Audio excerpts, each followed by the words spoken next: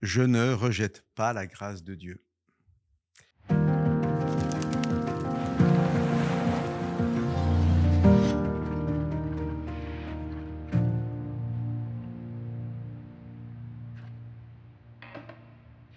Je vous lis ce début du verset 21 du chapitre 2 de Galates dans d'autres traductions.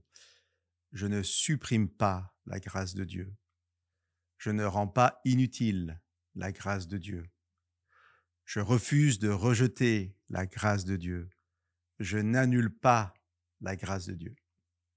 Cet engagement de Paul est la conclusion d'une réflexion sur un salut qui vient non pas de notre obéissance parfaite à la loi, obéissance d'ailleurs impossible, mais de l'obéissance du Christ venu vivre parmi nous comme simple homme.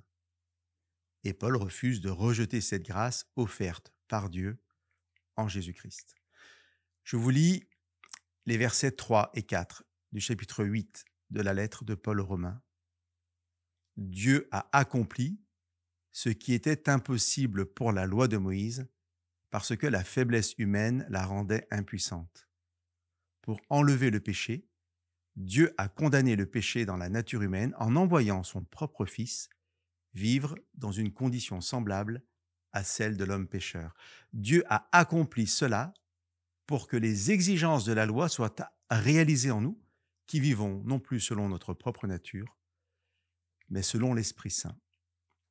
Sans entrer dans une explication détaillée de ce passage, notons juste que Dieu, Père éternel, Dieu Fils éternel et Dieu Esprit éternel a pourvu à notre salut.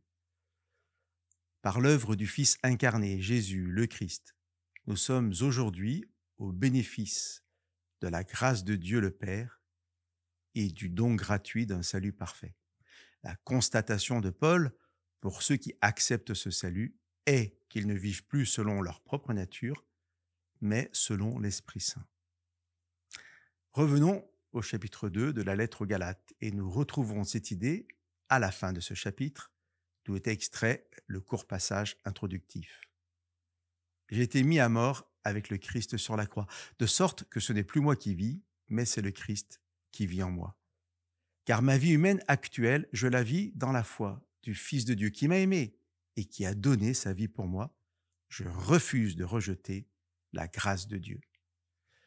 Chers amis, j'aimerais que nous fassions nôtre cet engagement de Paul, que ces paroles soient les nôtres. Parce que oui, nous pouvons rejeter cette offre gratuite du salut, mais que nous refusions de le faire. Et que Dieu se réjouisse de pouvoir tous nous bénir par le salut qu'il nous offre.